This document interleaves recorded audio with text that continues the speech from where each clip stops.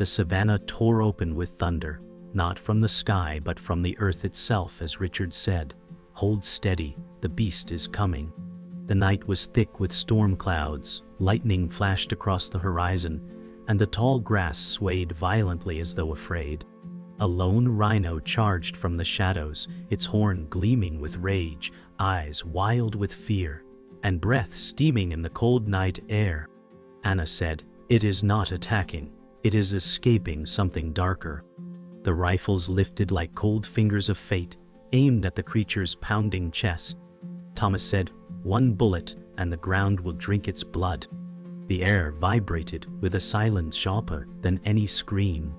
The rhino roared, a sound that cracked the silence apart, shaking hearts, stirring dread. Rain began to pour in sudden sheets, cloaking man and beast in a blur of fury. Richard said, "Now is the moment." Lightning split the sky again, illuminating the terror in the rhino's face. The world in that instant felt doomed, as though nature itself held its breath.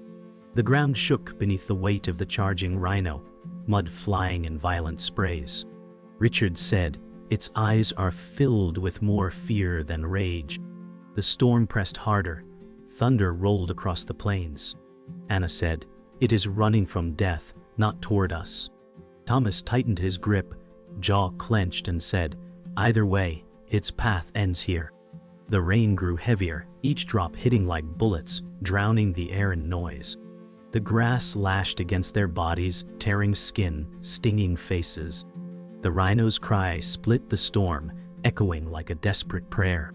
The humans, drenched and shaking, seemed smaller against the beast's power. Richard said, "Nature has chosen this moment for us to witness." Lightning cracked again, revealing the clash between fragility and fury. The wind howled like a predator itself, drowning every human breath. Anna said, "It is not our enemy, it is the victim." Richard's rifle trembled, his eyes narrowing as doubt clouded his resolve. Thomas said, "Victim or not, its weight will crush us." The rhino surged forward, unstoppable, each step a thunderclap. The storm was alive, lightning painting violent strokes across the sky. The men's faces gleamed with water and fear, while Anna's lips quivered as though in silent prayer. Richard whispered, "If we fire, we betray the order of nature." The thunder answered with no mercy. The rhino roared, echoing against the storm, its cry filled with raw anguish. Thomas shouted, "This is no warning cry. It is the cry of the hunted." Richard felt his chest tighten, pulse racing like drums. Anna screamed, "Stop, don't fire," but her words dissolved into thunder. The rhino's horn tore through the tall grass, slicing it as if it were paper. Mud clung to its legs, splashing upward in great arcs. The hunters' rifles gleamed beneath lightning, mechanical predators of their own. Richard whispered, "If we kill it, we kill more than flesh." The storm swallowed his voice. Rain battered down in merciless sheets. The rhino stumbled briefly, regaining balance with desperate strength. Anna cried, "It only wants to live." Richard's breath shook as his finger hovered above the trigger. Thomas said, "Survival leaves no space for mercy." The storm raged harder, mud and water swirling like a battlefield. The humans stood frozen between pity and death. The rhino's eyes, wide and glistening, locked with theirs. Richard whispered, "This moment will mark us forever." Lightning illuminated the truth, not hunter and prey, but shared fear beneath the storm. The storm began to fade into softer rainfall, its fury giving way to a heavy silence broken only by the rhino's ragged breath. Richard said, "Look at him, worn but unbroken." Anna's voice trembled as she whispered, "He carries more than fear, he carries history." The rhino slowed, sides heaving, eyes glistening with exhaustion. Thomas said, "That beast is scarred, chased for too long." Lightning flickered faintly, softer than before, revealing deep cuts across the rhino's thick hide. The hunters lowered their weapons slightly, caught in the moment between predator and witness. Anna's eyes welled with tears as she said, "He is not rage, he is survival itself." Richard's lips tightened as his heart pounded, torn between duty and empathy. The grass swayed gently now, like mourners in the wind. Thunder rolled farther away, carrying the weight of sorrow. The rhino's gaze met theirs again, pleading without words, demanding recognition not as a target, but as a soul fighting to endure. The air felt heavy, each drop of rain carrying the memory of what nearly happened. Anna whispered, "If he dies here, the plains lose more than a creature." Richard shook his head and said, "We came as hunters, but he makes us question who we are." The rhino stumbled, hooves sinking into wet earth, body trembling under its own weight. Thomas muttered, "He is broken, he will not last the night." Anna's eyes burned with defiance as she said, "Then we must carry his story, if not his life." The hunter's shadows stretched long in the weak lightning, 3 humans, dwarfed by one dying titan. The night pressed close, reminding them how fragile every life became under nature's judgment. Richard sighed, "This is not the kill I imagined. This is a mirror." The rhino lifted its head, defiant even in weakness, and the storm answered with silence. The storm had left behind a ghostly mist, rising from the warm earth. Anna said, "He is not just one life, he is the last echo of many." Richard gazed at the rhino, his grip on the rifle loosening. Thomas grunted, "Do not dress him as legend, he is flesh, he will fall." The rhino lifted its horn weakly, as though challenging fate itself. Richard said, "Even in weakness, he stands taller than us." The grass shimmered in silver mist, bending under the weight of rain. Anna pressed her palm against her chest and whispered, "We will not survive if we kill what gives us meaning." Thunder faded, leaving only the steady rhythm of the rhino's labored breath. Thomas's face softened for a moment before he turned away. And they lit a shiny. The hunters were no longer masters of the hunt, but witnesses to something eternal. The rhino staggered again, then steadied itself as if fueled by unseen strength. Anna whispered, "He refuses to surrender." Richard's voice was hushed as he said, "This is the true law of survival, not the bullet." Thomas clenched his jaw and said, "If he escapes, others will hunt him again." Rain slowed to a drizzle, each drop glistening on scarred skin. Lightning revealed the rhino's back, covered with old wounds, a map of battles fought and endured. Richard's rifle felt heavy, his hands trembling from more than the storm. Anna stepped closer, her eyes locked with the animal's, her lips trembling with silent words. The world seemed suspended, holding its breath around the fragile connection between beast and human. Even Thomas fell silent, his weapon lowered slightly, his face shadowed with conflict. The rhino stood still, scarred yet unbroken, a monument in the rain. The silence deepened, the storm now only a memory, leaving air heavy with mourning. Richard said, "This creature does not beg. He commands us to see him." Anna whispered, "He carries the weight of extinction on his back." Thomas muttered, "Extinction is the fate of all things." The rhino exhaled deeply, steam rising in the cold night as if his very breath carried generations lost. Richard lowered his rifle fully, shoulders sagging with decision. Anna reached forward, fingers trembling in the damp air, her tears mixing with the drizzle. Thomas watched in silence, torn between instinct and reluctant awe. The grass lay flat, broken but shimmering like silver under faint moonlight. The rhino's eyes glowed with something ancient, a final plea for witness. Richard said, "We came to take life, but life now takes hold of us." Dawn broke with a crimson sky, yet the savannah did not soften. It grew harsher with light. Richard said the night spared him, but daylight brings new trials. The rhino limped forward, mud clinging to its legs, eyes weary yet unyielding. Anna whispered, "Every step is a war, and the world gives him no rest." Thomas scanned the horizon and muttered, "Predators hunt with the sun, and he bleeds already." Vultures circled overhead, their shadows darkening the ground like omens. The wind carried the scent of blood, announcing the beast's vulnerability. Richard gritted his teeth and said, "He cannot outrun hunger, thirst, or teeth." Anna's hands shook as she clutched her chest, whispering, "But he still dares to move." The savannah stretched endless, cruel and golden, with no mercy in sight. The sound of growls rippled through the tall grass, low and guttural, making the air itself tremble. Anna whispered, "Something is near." Richard lifted his head sharply and said, "The predators smell his wounds." The rhino paused, ears twitching, horn tilting toward unseen danger. Thomas raised his rifle and muttered, "This is where survival ends." The grass quivered unnaturally, as if concealing breath and hunger. Richard tightened his jaw and said, "If they strike, the plains will drown in blood."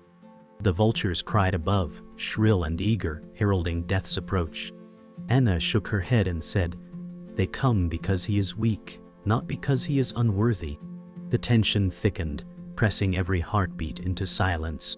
Suddenly, a lioness emerged, golden eyes burning with hunger, muscles rippling beneath her wet coat.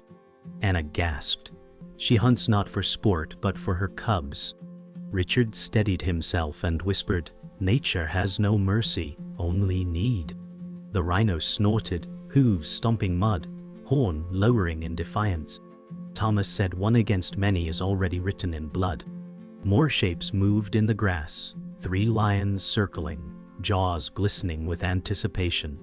The rhino bellowed, a sound that shook the horizon, yet his legs trembled. Richard's heart thundered as he muttered, "He cannot hold them all back." Anna's tears streamed down, her voice breaking. "He fights for more than himself." The wind howled, carrying the scent of fear and fury. The lioness pounced forward, claws tearing earth, as her roar collided with the rhino's defiance. Richard shouted, "Hold!" Anna screamed, "No, let him fight his own war." The rhino lunged, horn thrusting upward, meeting flesh with a sickening crack. 1 lion tumbled, roaring in pain, but 2 more closed in from the flanks. Thomas muttered, "They will bleed him dry piece by piece." The rhino staggered but held ground, breath surging like fire. Blood streaked the grass, a grim signature of survival's cost. Richard whispered, "This is not just a fight, it is judgment." The savannah thundered with cries of predator and prey, indistinguishable in desperation. The rhino roared again, shaking the air, but blood now streamed down its leg, staining the ground. Anna whispered, "He gives everything just to stand." Richard muttered, "His strength is also his doom." The lion circled relentlessly, eyes sharp with hunger, patience wearing into lethal resolve. Thomas said, "The beast will not last much longer." The vultures screeched above, spiraling lower, shadows lengthening like specters. The rhino charged weakly, scattering lions for a moment, but collapsed onto one knee before rising again. Anna's cry pierced the air, "He is refusing the end." Richard pressed his rifle to his chest and whispered, "We are witnessing the breaking of something eternal." The savannah waited, breathless, for the next blow. The lions slowed, circling but not striking, their eyes shifting between hunger and hesitation. Richard whispered, "Why do they hold back?" Anna's breath caught as she said, "She is not hunting for herself." The lioness growled low, turning her head toward the grass, where faint cries echoed. Thomas squinted and muttered, "Cubs." The revelation struck like thunder. The predator's hunger no longer her own but for mouths waiting unseen. The rhino snorted, stamping, yet even he faltered at the sound. Richard said, "This is not cruelty, it is survival woven into her blood." Anna's eyes filled with awe as she whispered, "The hunted and the hunter are the same. Parents fighting for life." The savannah, harsh and unyielding, revealed its secret. No enemy, only desperate need. The lioness roared again, but this time it carried no malice, only a mother's demand. Anna whispered, "She bleeds the same fear we do." Richard's voice was heavy as he said, "Her hunger is not hers. It belongs to her young." The rhino pawed the ground, torn between rage and retreat. Thomas muttered, "Every creature here fights for something beyond itself." Vultures screeched above, circling closer, but even they seemed less certain in the face of revelation. Anna said, "Predator, prey, it is the same song sung in different voices." Richard lowered his rifle further, his shoulders weighed by understanding. The savannah pulsed with fragile truth, a balance sharper than any blade. The cubs emerged at last, small bodies trembling, eyes wide and unknowing. Anna whispered, "They are innocents carved in fur." Richard's breath shook as he said, "Now I see the truth. Her hunt is not greed but sacrifice." The rhino huffed, eyes narrowing, body trembling with exhaustion yet refusing to collapse. Thomas muttered, "If he falls, they live. If he survives, they starve." The savannah revealed itself as a cruel stage where survival never belonged to one alone. The hunter's weapons now seemed meaningless, relics of arrogance against nature's truth. Anna wept silently and said, "Every life here is both victim and protector." The sun climbed higher, spilling light over predator, prey, and witness alike. The rhino stepped back, hooves dragging in mud, his eyes locking with the lioness' golden stare. Richard whispered, "Even giants yield when truth stands before them." Anna's voice quivered. He knows she carries more than herself. The lions tightened their circle, but none struck, restrained by the unspoken pact of survival.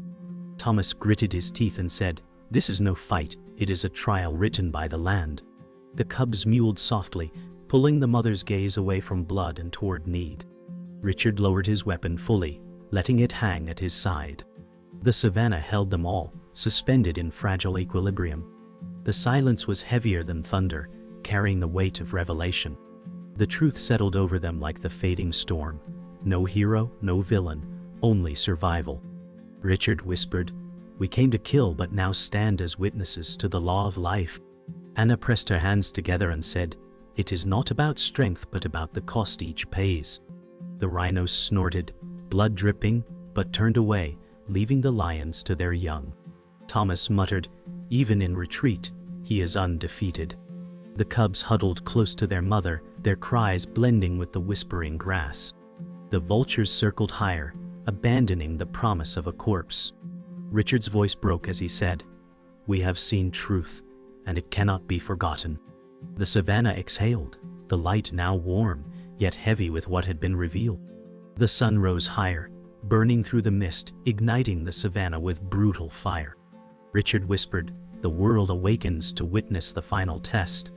The rhinos stumbled, blood trailing like a dark banner across the grass. Anna cried, "He is fading, yet he still moves as if destiny drives him."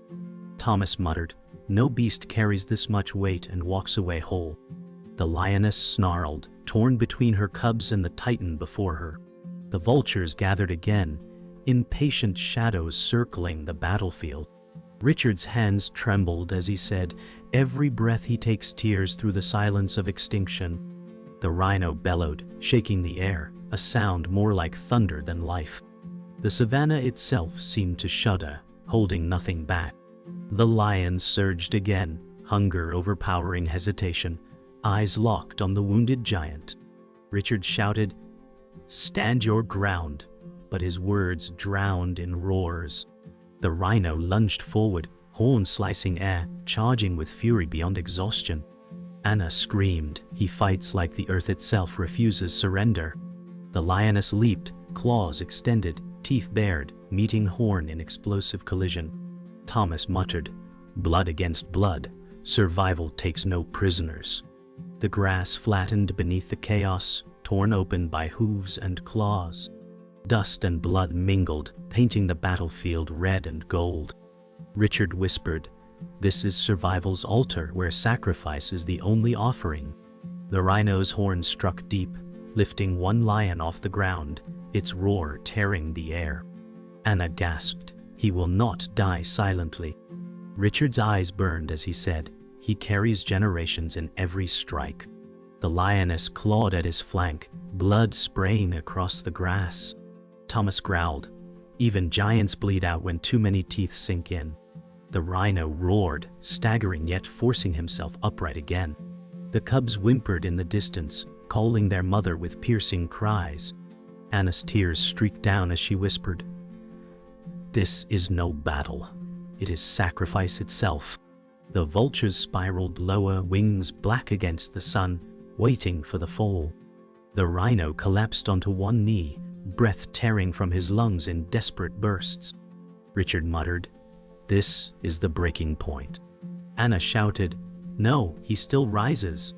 The rhino pushed upward, horn stained crimson, body trembling but unyielding. The lions circled again, calculating the final strike. Thomas said, "He has burned all his strength, only death waits now."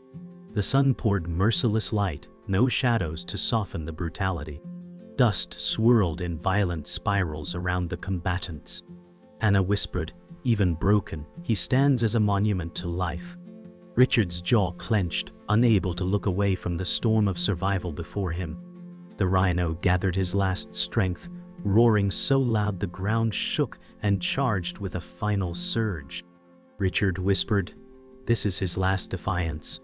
Anna sobbed, "He fights not to win, but to leave a mark." The lions leaped all at once, claws digging, jaws snapping, colliding with unstoppable force. Dust erupted in a blinding storm, masking predator and prey in one violent dance. Thomas muttered, "This is the end. No creature survives such fury." Blood sprayed across the golden savannah, a grim signature of survival's law. The cries of lions and the roar of the rhino fused, indistinguishable, as if the land itself screamed. Richard said, "He has turned death into legacy." The battlefield fell silent, the climax carved in blood and dust. The dust settled slowly, revealing the battlefield painted in red and gold. The rhino stood still, body trembling, blood dripping into the soil like sacred offering. Richard whispered, "He is still alive, but every breath is borrowed." Anna sobbed, "He has given all, and still he rises." Thomas muttered, "Survival mocks him, dragging him to the edge, only to leave him broken." The lions limped away, their hunger dulled by wounds and the weight of the fight. The lioness turned back toward her cubs, retreating not in defeat, but in necessity. The vultures circled, uncertain whether life still clung to the giant. Richard's hands shook as he said, "We have watched death, yet death has not claimed him." The savannah was silent, holding him between ruin and reverence. The rhino exhaled, steam rising in the blazing heat, each breath a ragged defiance of fate. Richard whispered, "He is no longer beast but memory in motion." Anna said, "Every scar is a scripture carved by survival." The lions lingered at a distance, watching with hunger and respect, unwilling to risk another strike. Thomas said they wait for him to collapse, for nature to finish what they began. The sun burned high, unrelenting, casting no mercy on the wounded. Grass bent gently around the titan, as if bowing to his struggle. Richard's voice trembled, "We are witnessing not survival, but the poetry of ending." Anna pressed her hands together, praying silently as tears streamed. The rhino staggered forward, every step shaking the ground as if each carried the weight of extinction. Anna whispered, "He walks as though carrying all who came before him." Richard muttered, "The savannah bears witness to his last pilgrimage." Thomas said, "His end is certain, yet he refuses to collapse." The vultures drew lower, their wings casting fleeting shadows across his back. The lioness remained by her cubs, torn between hunger and duty, eyes never leaving the fading giant. Richard whispered, "This is no defeat. It is surrender to eternity." The air thickened with reverence as predator, prey, and witness bowed to his path. Anna cried softly, "He is already legend walking into silence." The rhino halted near a patch of flattened grass, his massive chest rising and falling like a collapsing mountain. Richard whispered, "He chooses his place." Anna said, "Even death is a decision for him." The lions paced in the distance, shadows against the sun, but did not advance. Thomas muttered, "He is too broken yet too proud to fall before them." The rhino's eyes gleamed with fading fire, staring at the horizon as though searching for those long gone. Richard said, "He looks not at us but at eternity itself." Anna clutched her chest and whispered, "This is where the earth will cradle him." Silence stretched, broken only by his shallow breaths, each one weaker than the last. The rhino collapsed at last, earth trembling beneath his fall, dust rising like a final curtain. Anna screamed, "No!" Richard whispered, "He has chosen his ending." The lion stopped, unwilling to claim what was given freely to the land. The cubs mewed softly, the lioness lowering her head in solemn silence. Thomas muttered. He fought the law of nature until the very breath left him. The vultures perched nearby, wings folding, patient as death itself. Richard said, "He is gone, but not defeated." Anna's tears poured as she whispered, "He is eternity carved in flesh." The savannah exhaled, silent, carrying his spirit into the endless horizon. The savannah fell into silence, broken only by the whisper of wind brushing over blood-soaked grass. Richard whispered, "The earth has claimed him, but his roar still echoes in us." Anna knelt, tears streaking her face, and said, "He has become memory, not corpse." Thomas muttered, "The vultures will come, yet even they will not erase what he carved here." The lioness led her cubs away, heads lowered, as if in reverence to the fallen titan. Shadows stretched across the plains, long and solemn under the descending sun. Richard pressed his hand to the soil and whispered, "This ground will remember him forever." The vultures circled closer, wings spread wide, but none descended, as though the air itself forbade them. Richard said, "Even death pauses in his presence." Anna whispered, "He is not prey, he is a monument." Thomas muttered, "Nature honors no monuments, yet here it hesitates." The grass swayed around the still form, bending gently like mourners at a grave. The sun dipped lower, light bleeding across the horizon.